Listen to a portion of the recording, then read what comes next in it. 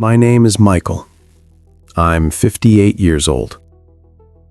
And for most of my adult life, I believed that working harder made me a better husband. I believed that long hours meant loyalty, that exhaustion meant sacrifice, that coming home late was proof I cared. I told myself I wasn't avoiding my marriage, I was protecting it. I believed that being a provider was the same thing as being present, that paying the bills mattered more than sitting on the couch, that security was love. That was the story I told myself for a long time. I didn't think I was doing anything wrong. I wasn't cheating, I wasn't drinking, I wasn't angry, I wasn't cruel. I went to work, I came home tired, I did it again the next day. And in my mind, that made me a good husband. I worked 80 hours a week, sometimes more. Not for a month, not for a year, for nearly 2 decades. 80 hours a week in my 30s, 80 hours a week in my 40s, 80 hours a week while my life at home slowly went quiet. I missed dinners, I missed conversations, I missed moments that didn't seem important at the time. I told myself they were small things, temporary things.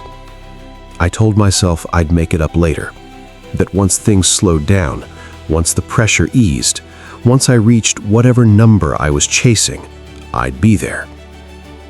I really believed that. I worked 80 hours a week, and my wife still left. Not suddenly, not angrily, not dramatically. She didn't storm out. She didn't scream. She just stopped waiting. And by the time I understood what that meant, it was already over. I honestly believed I was a good husband. Not perfect, but good. I had a job people respected, a title that sounded solid, the paycheck that cleared every month without bouncing. I paid the mortgage on time, every time. The lights stayed on. The fridge was full. The car was serviced. The insurance was paid. There were no collection calls, no overdue notices taped to the door. From the outside, everything looked stable. I didn't cheat, not once. I didn't come home drunk. I didn't yell. I didn't raise my hand. I wasn't that guy. I showed up to work. I did what was expected of me. I carried my weight. That mattered to me. I believed responsibility was love. I believed reliability was affection. I believed that if I took care of the practical things, the emotional things would take care of themselves. That's what I saw growing up. That's what men around me believed. You worked, you provided, you kept the wheels turning. That was how you showed commitment. I didn't think I was neglecting my marriage. I thought I was honoring it. Every long night at the office had a reason. Every missed dinner had a purpose. I wasn't wasting time. I wasn't chasing hobbies. I was building something. For us. That's what I told myself. When I stayed late, it wasn't because I didn't want to be home. It was because I wanted us to be secure. When I answered emails at night, it wasn't because I didn't care about conversation. It was because I cared about the future. At least, that's how it felt at the time. I thought stability mattered more than presence. I thought peace came from knowing the bills were paid. I believed love was something you proved over years, not something you practiced every evening. And to be honest, she didn't complain much at first. That reinforced everything I believed. She understood, or at least she said she did. She knew the pressure I was under. She knew how competitive things were. She knew what it took to stay afloat. Or so I assumed. When she mentioned I was working a lot, it didn't feel like a warning. It felt like an observation. Something temporary. I'd say things like, "Just give me a little time. I just need to get through this quarter. Once this project wraps up, it'll calm down." And I believed it. I genuinely believed it. I wasn't lying to her. I was lying to myself. But at the time, I didn't know that. I thought progress was linear. Work hard now, relax later. Push now, breathe later. That's how every goal in my life had worked before. School, early career, promotions. There was always an end point. So I assumed marriage worked the same way. I thought love was patient. I thought marriage could wait. I thought understanding meant unlimited tolerance. And because she wasn't yelling, because she wasn't threatening to leave, because she wasn't crying every night, I assumed everything was fine. I didn't see distance. I saw maturity. I didn't see silence. I saw acceptance. I didn't see loneliness. I saw strength. I thought we were solid. I thought we were past the fragile stage. We weren't newlyweds anymore. We were adults. Adults had responsibilities. Adults didn't need constant reassurance. Adults understood sacrifice. That was my mindset. When she ate dinner without me, I thought she was being flexible. When she stopped asking when I'd be home, I thought she trusted me. When she stopped asking how my day was, I thought she knew I was tired.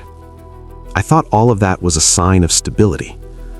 I never asked what it cost her. I never stopped to consider that understanding can turn into resignation. I never noticed how our conversations changed. They became shorter, more practical. What time will you be home? Did you remember to pay this? Can you pick this up tomorrow? There was nothing wrong with those conversations. They just weren't intimate. But I didn't miss intimacy. I missed deadlines. I missed flights. I missed meetings. That's where my attention lived. At home, I was physically present when I was there. I sat on the couch, I ate the food, I watched the TV. But my mind was somewhere else. Always planning, always calculating, always anticipating the next problem. And I thought that made me responsible. I thought a responsible man didn't complain about pressure. He carried it quietly. He didn't burden his wife with stress. He protected her from it. That's what I thought I was doing. When she asked how work was, I said, busy. I didn't elaborate. I didn't open up. Not because I didn't trust her, but because I thought shielding her was part of my role. I thought being strong meant being closed. I thought being dependable meant being distant. I thought love was proven by endurance, not by attention.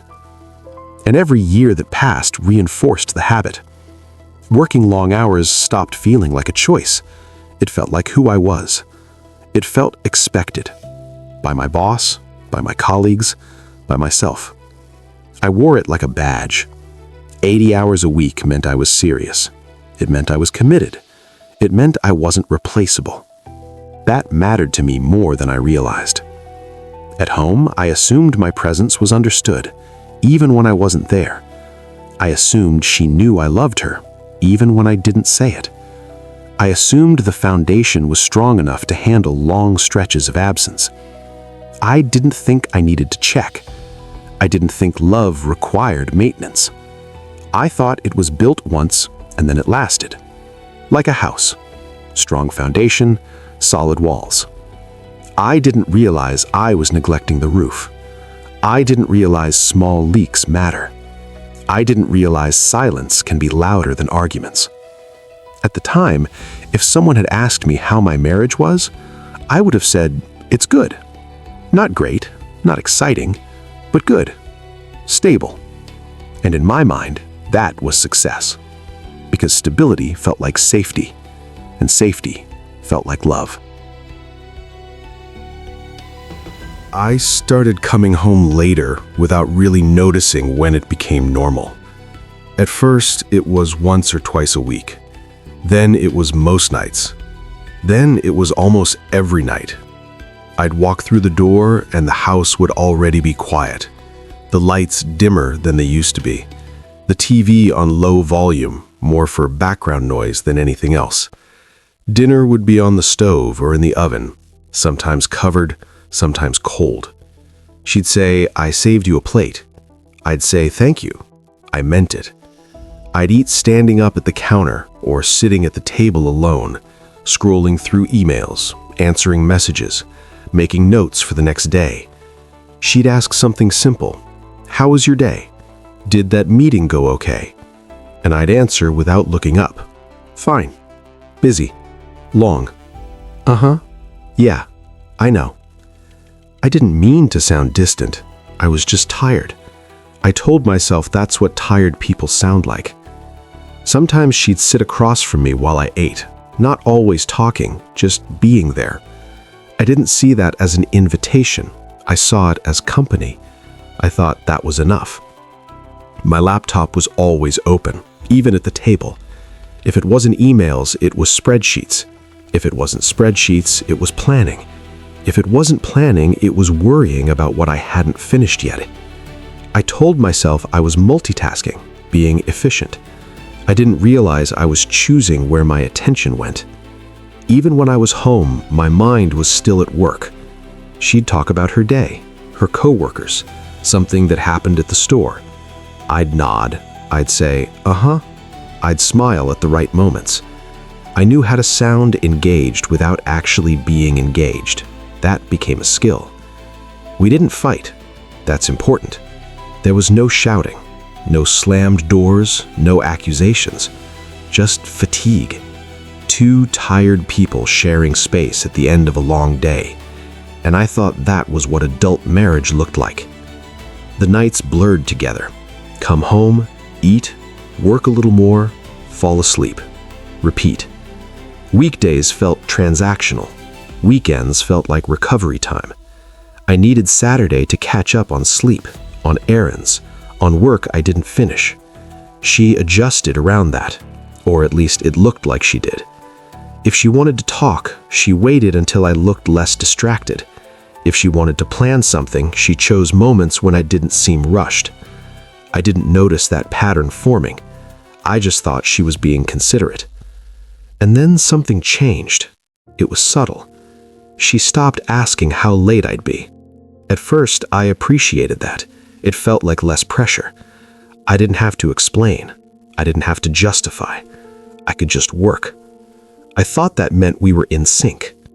She stopped commenting on my hours, stopped saying I worked too much, stopped reminding me to take a break. I took that as acceptance. I thought we'd reached an understanding. I didn't hear the silence for what it was. She stopped telling me about her frustrations, stopped venting, stopped bringing up things that bothered her. I thought that meant things bothered her less. I thought she was calmer, more settled, more mature.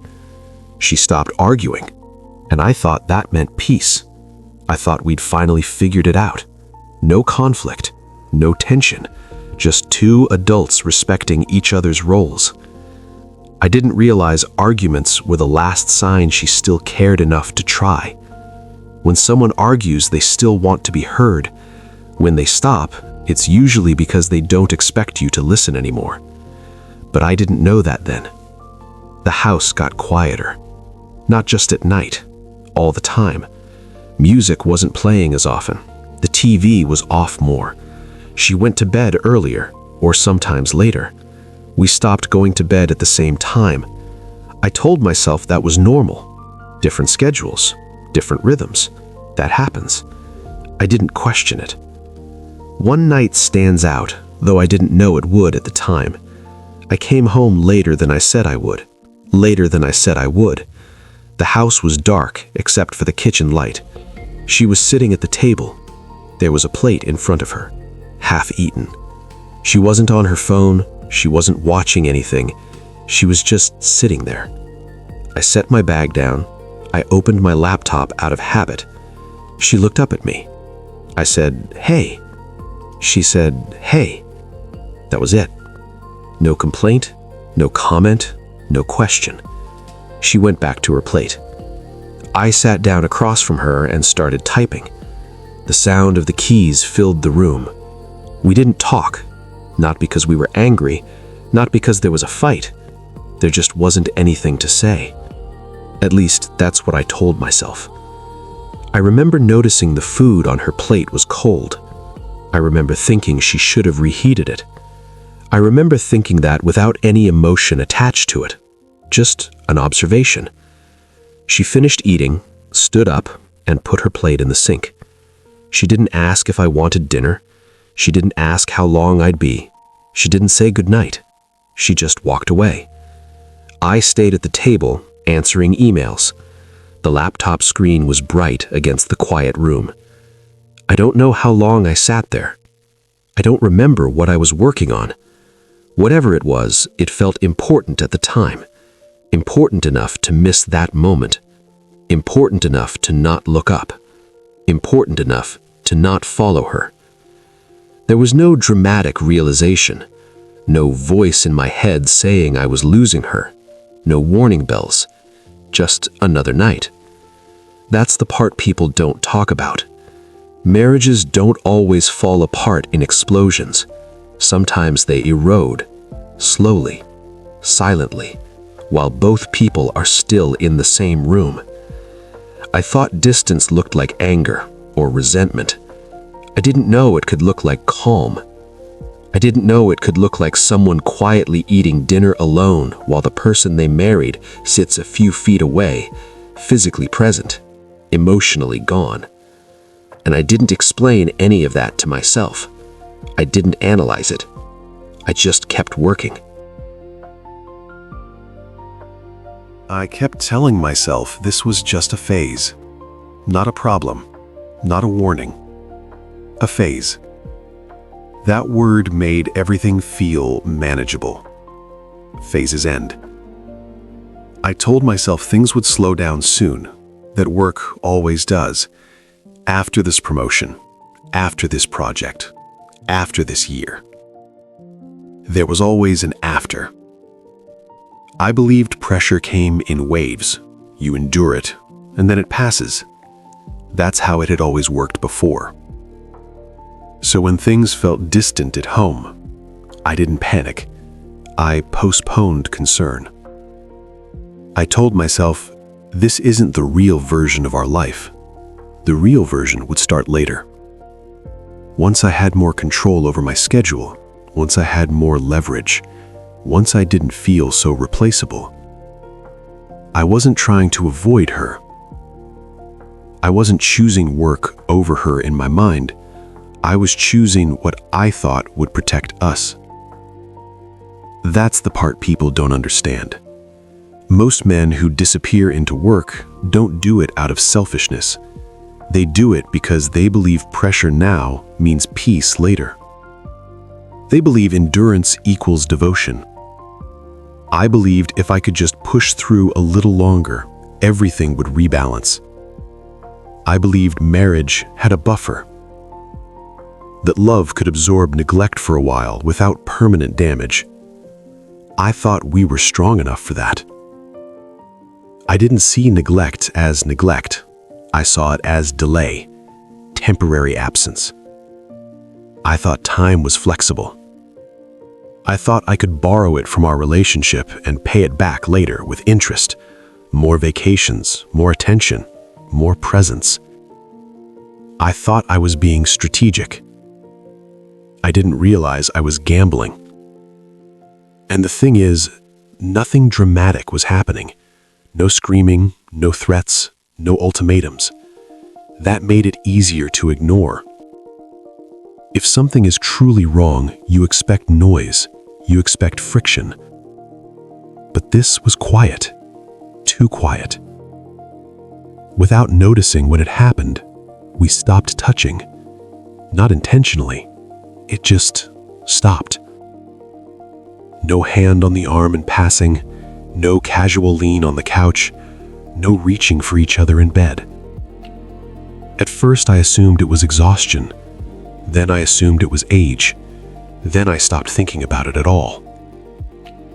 We stopped telling each other about our days, not because we didn't care, but because it felt unnecessary. She stopped asking.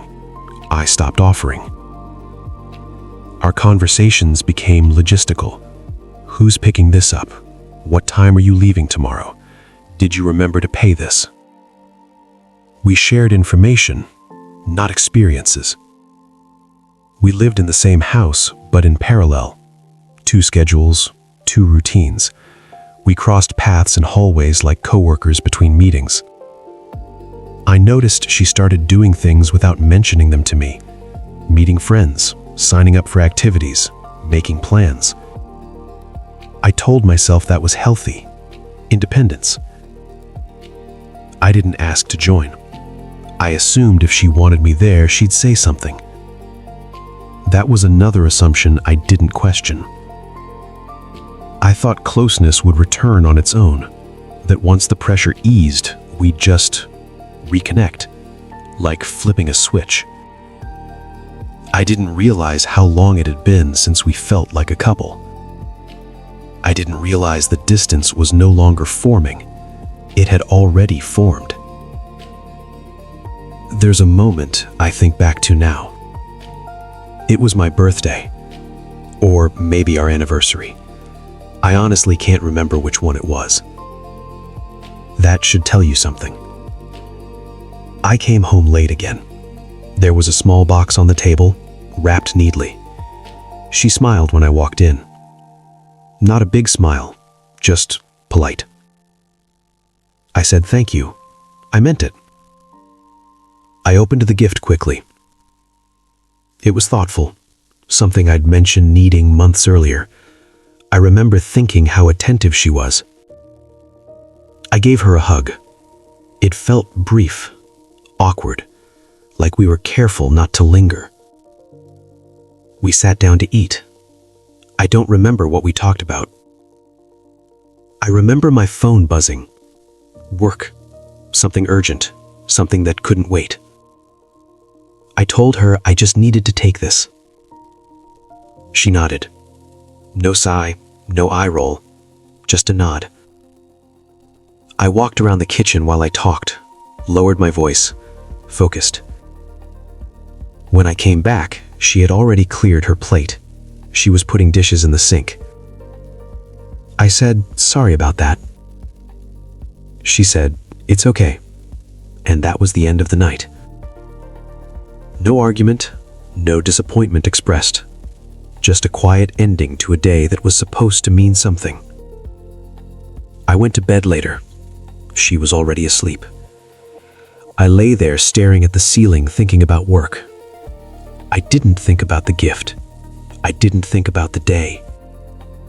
I thought about what I needed to do in the morning. At the time, that felt normal. That felt responsible. I didn't realize that moments don't announce themselves as important. They only become important once they're gone. I didn't realize I was slowly teaching her that she came second. Not with words, with patterns, with repetition, with absence. And I kept telling myself this wasn't permanent, that it would change, that I would change it. Later.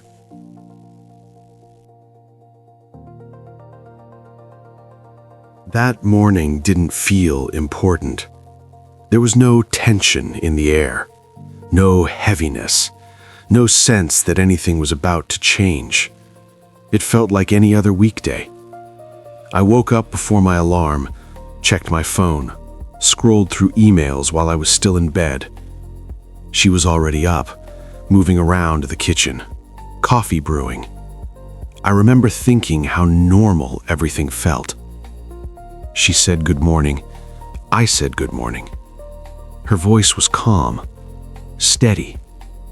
That should have unsettled me, but it didn't. I was half listening, half thinking about the day ahead, meetings, deadlines, things I needed to get done before noon. She sat across from me at the table, hands folded, not rushed, not distracted. I remember noticing that, how still she was. I thought maybe she was tired. She didn't raise her voice. She didn't accuse me of anything. She didn't cry. She just looked at me and said my name. That alone felt strange. She said she needed to talk. I nodded, still calm. I assumed it was about logistics, schedules, plans. I didn't brace myself. She wasn't angry. That scared me more than anger ever could have. Anger means there's still energy, still hope, still a desire to be understood. This was different. Her voice didn't shake. Her hands didn't tremble. She spoke slowly, carefully, like she'd already said these words to herself 100 times. She said she was leaving. Not today, not this second. Just leaving. I felt confused more than anything else. I asked why. She didn't hesitate. She said, "I've been alone for a long time." That was it. No list, no examples, no explanation. Just that sentence. I waited for more. It didn't come. I wanted to argue, to defend myself, to explain how hard I worked, how everything I did was for us. But something in her tone stopped me. She wasn't inviting debate. She wasn't asking to be convinced. She was informing me. I said things anyway. I said I didn't understand. I said I was there. I said we could fix this. I said I could work less. She nodded politely, not agreeing, not disagreeing, just listening. I said she should have told me sooner. She looked at me and said she had, many times. That confused me even more. I didn't remember those conversations the way she did. To me, they were comments, observations, passing remarks, not warnings. I told her she was being too sensitive. I told her every marriage goes through dry spells. I told her things would slow down. I told her we were fine. She didn't argue. She didn't correct me. She just listened. And then she said she had already made up her mind. That sentence landed harder than anything else she said. Already. That meant this conversation wasn't the beginning. It was the end. I asked how long she'd been thinking about this. She didn't answer directly. She said, "I stopped waiting." I didn't know what to say to that. I didn't know how long someone waits before they stop. I didn't know when that line gets crossed. I still don't. She stood up and went to get her bag.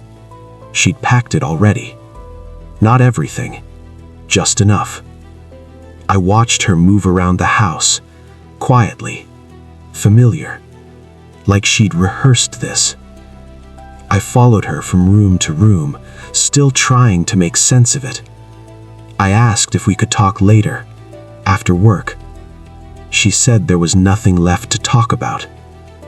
That sentence felt unreal. I stood there thinking, this can't be happening like this. There should be more emotion, more chaos. This felt too simple. She walked to the door. She didn't slam it. She didn't hesitate. She just left. I stood there for a long time. Then I looked at my phone. I had a meeting in 20 minutes. And here's the part I'm not proud of. I went to work. I told myself I'd deal with this later, that she just needed space, that she'd cool off. I told myself we'd talk tonight. I told myself marriages don't end like this. I told myself she didn't really mean it. I told myself she'd come back. I told myself a lot of things. I sat in that meeting, answered questions, nodded. I functioned, because that's what I was good at. Functioning. I didn't cry. I didn't panic. I assumed time would fix it. I assumed I'd be fine. I assumed she would be too. It took me a long time to realize that was the moment everything had already changed. Not because she left that morning, but because she had left long before, and I hadn't noticed. I threw myself into work after she left.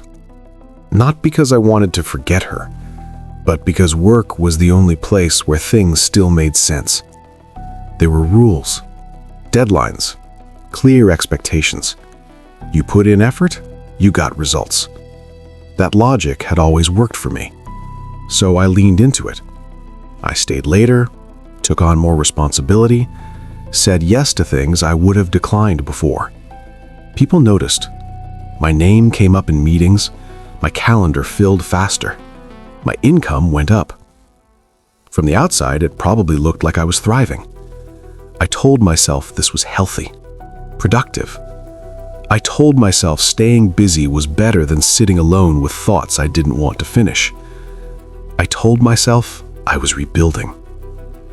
The truth was, I was hiding in the one place that didn't ask me to feel anything. Work didn't care that my marriage had ended. It didn't ask questions. It didn't expect vulnerability. It rewarded output.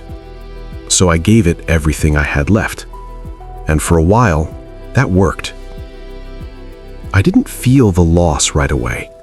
Not fully. I was distracted, focused.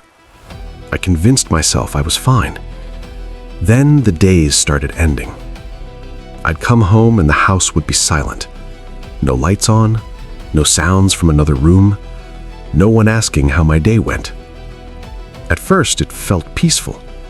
No compromises, no schedules to coordinate. I could eat whenever I wanted, sleep whenever I wanted. I told myself this was freedom, but freedom gets quiet after a while. There was no one waiting, no one expecting me. If I came home at 6 or midnight, it didn't matter. No message asking if I was okay. No text reminding me to drive safe. My phone stayed still. I noticed that more than I expected. I'd check it anyway, out of habit. There was nothing there. No, did you make it home? No, are you working late again? I didn't realize how much those small interruptions had anchored my day. Without them, time felt unstructured. Evenings stretched longer. I'd sit on the couch, scrolling through channels, not really watching anything. I'd eat meals straight out of the container. Sometimes I'd forget to eat at all. The house felt bigger than it used to. Rooms echoed. I noticed things I'd never paid attention to before. How quiet mornings were. How empty weekends felt. I started staying later at the office just to avoid coming back to that silence. Not because I loved working, but because work had noise. People. Movement. At work, I still mattered. At home, there was no one to matter to. That's when the loneliness stopped being theoretical. It wasn't dramatic. It wasn't overwhelming at first. It was steady, persistent, like background static you can't turn off. And slowly, the truth started surfacing. Not all at once, in fragments. I realized she hadn't abandoned me. That framing didn't hold up anymore. She hadn't walked away suddenly. She had been standing alone for a long time before she left. I thought about all the nights she ate without me, all the conversations she tried to start that I half listened to, all the times she waited for me to look up. I realized something uncomfortable. I hadn't been left. I had left first. Not physically, but emotionally. I had left in increments, one late night at a time, one distracted conversation at a time, one postponed moment at a time. By the time she packed her bag, there wasn't much of me left in the relationship anyway. That realization didn't hit me in one clean moment. It came in waves, sometimes while driving home, sometimes while standing in the kitchen alone, sometimes while reaching for my phone and remembering there was no one to call. I stopped telling myself she overreacted. I stopped telling myself this was bad timing. I started seeing it for what it was. Consequences. Not punishment. Consequences of patterns I repeated for years without questioning them. I believed absence was temporary. For her, it was permanent. That was the difference. And once I understood that, there was no one left to argue with, no one left to convince, just a quiet house and a truth that took too long to arrive. If you're still listening to this, there's a chance you see parts of yourself in what I'm saying. Maybe you're at work right now. Maybe it's late. Maybe you told yourself you'd leave an hour ago. Maybe your laptop is still open. And maybe you're thinking, this isn't me. That's what I thought too. I thought my situation was different. More pressure, more responsibility. I thought what I was building justified what I was missing. I thought understanding meant she would wait. If you're telling yourself that, I'm not here to argue with you. I won't tell you you're wrong. I just want you to notice something. Notice how often you're not really there. Not physically, but mentally. Notice how often your attention is somewhere else when the people you care about are right in front of you. Notice how easy it is to postpone presence. How natural it feels to say, later. Later tonight. Later this week. After this deadline. That word feels harmless. Later. I used it for years. And I meant it every time. I really believed I would show up later. I didn't think I was choosing work over my marriage. I thought I was choosing timing. I thought love could be scheduled. I thought closeness would return once the noise died down. I never asked myself what it felt like to be on the other side of that waiting. That's the part no one explains to men. Most women aren't asking for perfection. They're not asking you to have the right words or the right answers or the perfect plan.